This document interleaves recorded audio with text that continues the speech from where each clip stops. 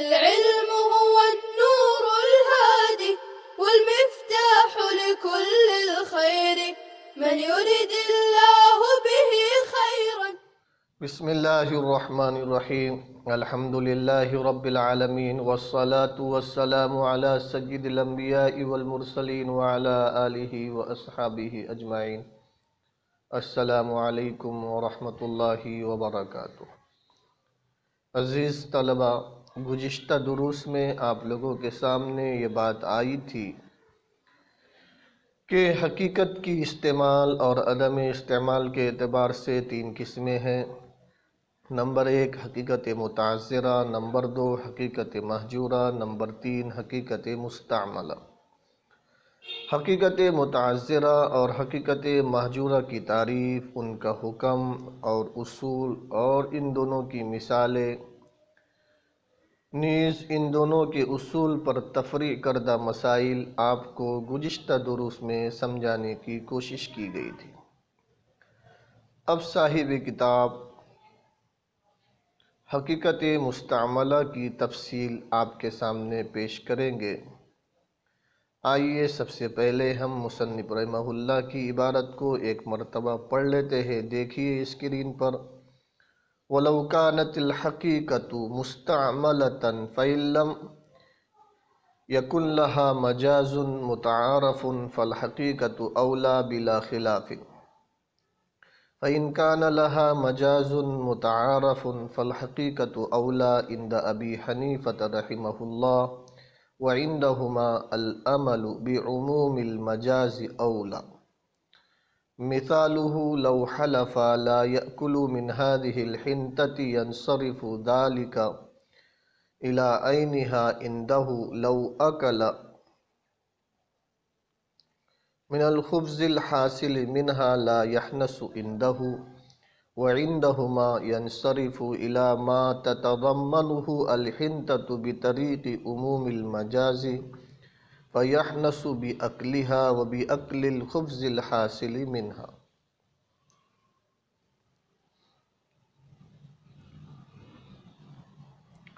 عزیز طلبہ، اس عبارت میں مصنف رحمہ اللہ نے حقیقت مستعملہ کی تفصیل بیان کی ہے. آپ لوگ سب سے پہلے مجاز متعارف کو سمجھ لو. مجاز متعارف کسے کہتے ہیں؟ کہ لفظ کا معنی حقیقی بھی استعمال ہوتا ہو اور اس کے مقابلے میں اس لفظ کے معنی مجازی کا استعمال عرف میں زیادہ ہوتا ہو تو اس کو مجاز متعارف کہا جاتا ہے. لفظ کا معنی حقیقی بھی استعمال ہوتا ہو اور اس کے مقابلے میں اس لفظ کے معنی مجازی کا استعمال عرف و عادت میں زیادہ ہو تو اس کو مجاز متعارف کہا جاتا ہے.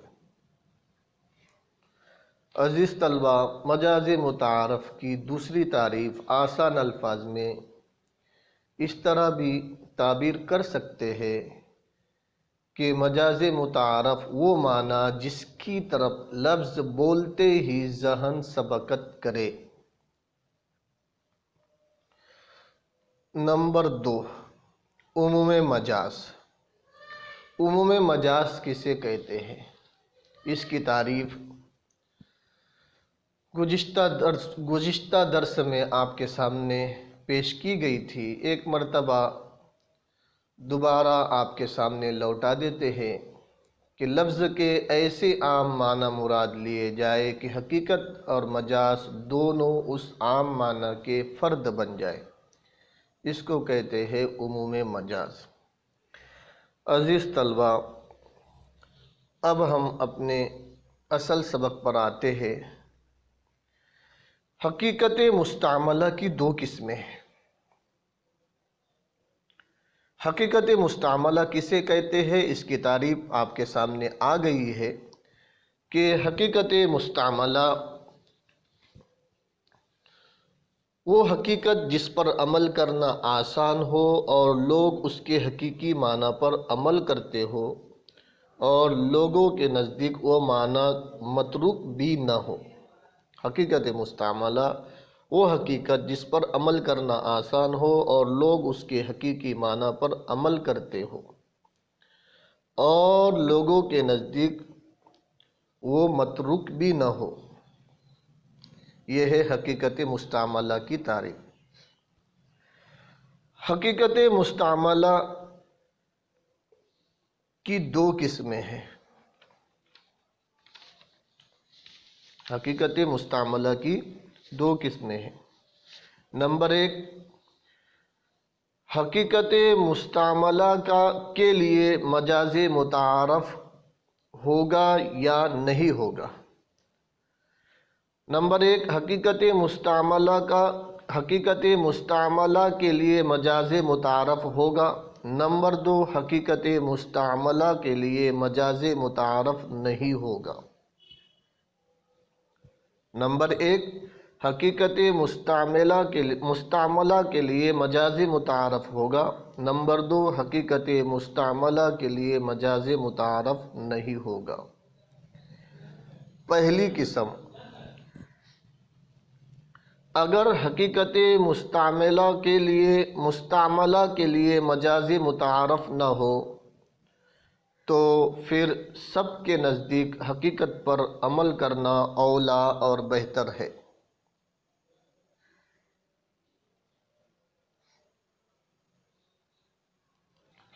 پہلی قسم، حقیقت مستعملہ ہو اور اس کے لیے مجاز متعارف نہ ہو تو بلا اختلاف حقیقت پر عمل کرنا اولا ہے، اس لیے کہ حقیقت ہی اصل ہے اور اس سے کوئی چیز ہٹانے والی بھی نہیں ہے، جیسے کہ اکثر حقائق میں ایسا ہی ہوتا ہے کہ لفظ کے حقیقی معنی مراد ہوتے ہیں۔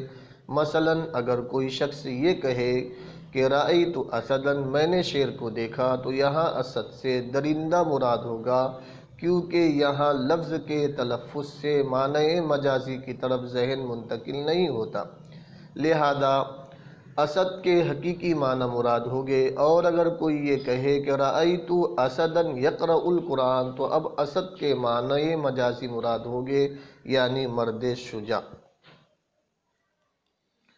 عزیز طلبہ، حقیقت مستعملہ کا مجاز متعارف کوئی نہ ہو تو آپ کے سامنے بتا دیا گیا کہ بالاتفاق لفظ کا معنی حقیقی ہی اولا اور راجح ہوگا۔ اس میں تین صورتیں آتی ہیں۔ پہلی صورت یہ ہے کہ لفظ کا معنی حقیقی ہی استعمال ہوتا ہے، اس کا کوئی معنی مجازی نہیں ہے، جیسے کوئی قسم کھائے کہ لا اکلم فلانا، کلام گفتگو کے معنی حقیقی میں استعمال ہوتا ہے۔ اس صورت میں بالاتفاق معنی حقیقی معنی مجازی سے اولا ہوگا، لہذا اس لفظ کا معنی حقیقی ہی مراد ہوگا۔ قسم کھانے والے نے اگر فلاں کے ساتھ گفتگو کی تو حانث ہوگا، لیکن خط و کتابت کی تو حانث نہیں ہوگا۔ دوسری صورت یہ ہے کہ لفظ کے معنی حقیقی کا استعمال زیادہ ہوتا ہو اور اس کے مقابلے میں معنی مجازی کا استعمال کم ہوتا ہو، جیسے اسد شیر کے معنی میں زیادہ استعمال ہوتا ہے اور کبھی بہادر کے معنی میں بھی استعمال ہوتا ہے۔ اس صورت میں بھی لفظ کے مطلق بولنے کے وقت بالاتفاق معنی حقیقی ہی اولا اور راجح ہوگا مجازی معنی کے مقابلے میں۔ اگر کسی نے قسم کھائی کہ واللہ انی لا ارا اسدا، تو شیر دیکھنے سے ہانی ہو، واللہ انی لا ارا اسدا، تو شیر دیکھنے سے حانث ہوگا، لیکن رجل شجاع دیکھنے سے حانث نہیں ہوگا۔ تیسری صورت، عزیز طلبہ، تیسری صورت یہ ہے کہ لفظ کا معنی حقیقی اور معنی مجازی دونوں عرف میں برابر استعمال ہوتے ہو، جیسے لفظ ابن عرف میں معنی حقیقی باپ اور معنی مجازی دادا میں برابر استعمال ہے۔ اس صورت میں بھی ہمارے ائمہ ثلاثہ کا اتفاق ہے کہ لفظ مطلق بولا جائے تو معنی حقیقی معنی مجازی سے اولا اور راجح ہوگا، کیونکہ اصل معنی حقیقی ہے اور معنی مجازی اس کا بدل اور خلیفہ ہے۔ جب اصل پر عمل ممکن ہے بغیر کسی تعارض کے تو اصل پر عمل کرنا اولا ہوگا بدل پر عمل کرنے سے۔ عزیز طلبہ، یہ تین مثالیں حقیقت کی پہلی اس قسم کی تھی کہ جس میں حقیقت مستعملہ کا کوئی مجاز متعارف نہ ہو، تو اس میں یہ تین صورتیں آتی ہے جس کی تفصیل ابھی آپ کے سامنے بیان کی گئی۔ حقیقت مستعملہ کی دوسری صورت، دوسری قسم حقیقت مستعملہ ہو اور اس کے لیے مجاز متعارف ہو۔ حقیقت مستعملہ ہو اور اس کے لیے مجاز متعارف ہو۔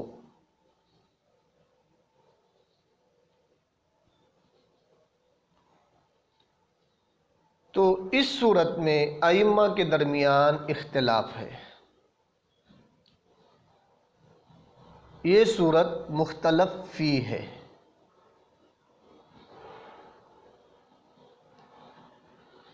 کہ لفظ کا معنی حقیقی بھی استعمال ہوتا ہو، لیکن عرف و عادت میں اس لفظ کا مجازی معنی زیادہ اور اکثر استعمال ہوتا ہو، جس کو مجاز متعارف کہتے ہیں۔ اس صورت میں معنی حقیقی اولا ہے یا مجاز متعارف؟ اس میں امام ابو حنیفہ رحمہ اللہ اور صاحبین رحمہم اللہ کا اختلاف ہے۔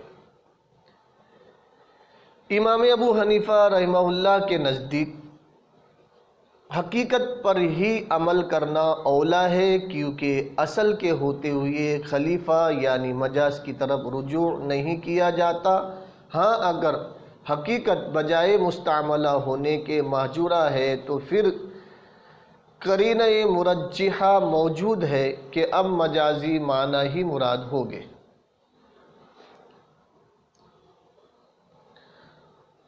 صاحبین کے نزدیک مجاز متعارف ہونے کی شکل میں عموم مجاز پر عمل کرنا اولا ہے، کیونکہ کلام سے مقصود اصلی معنی ہوتے ہیں، اور یہاں معنی مجازی متعارف اور راجح ہے معنی حقیقی کے مقابلے میں۔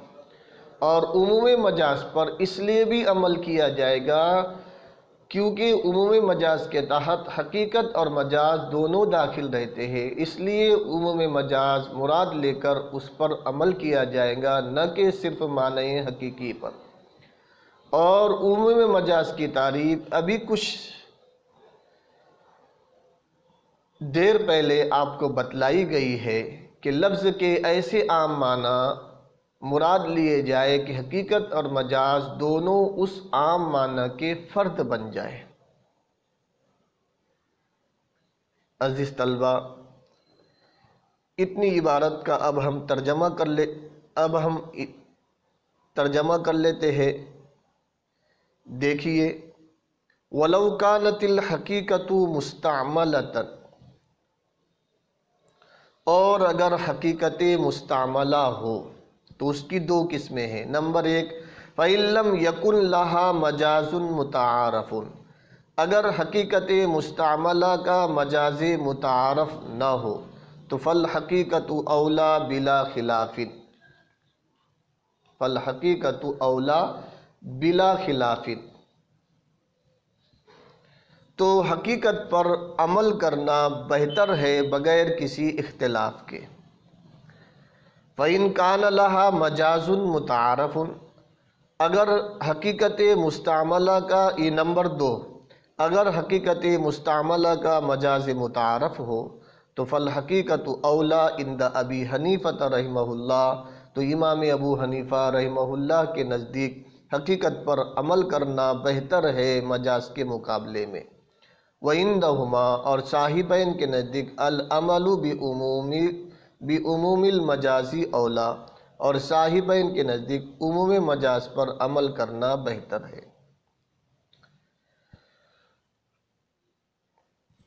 عزیز طلبہ، امید ہے کہ آپ اتنا سبق سمجھ گئے ہوں گے۔